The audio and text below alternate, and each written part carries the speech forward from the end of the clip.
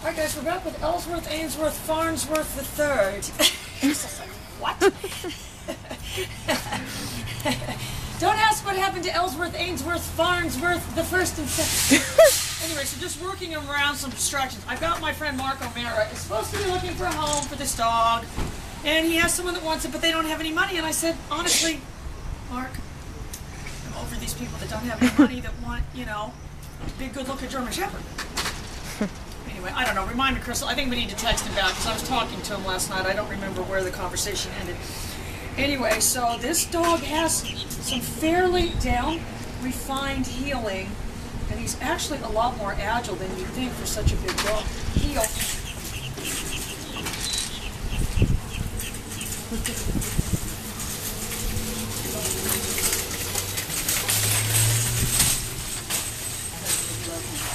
So he's got to turn away, heel. Heel. I'll tell you what happened right there, though, down. Is what happened is the dog's head dropped down on the turn. All right, now he's got to turn towards.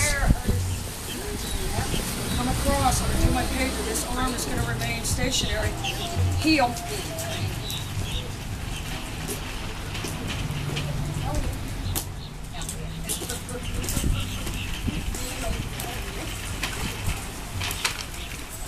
So on that turn towards like that, I'm kind of just beckoning heel.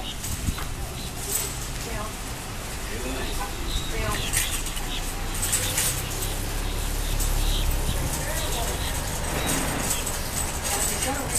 Heel. I just implied movement. Heel. Heel. It's got to drop. I'm not going to move anything but my foot. Down.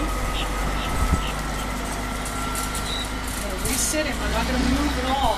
I'm going to imply, well, I'm not going to apply something.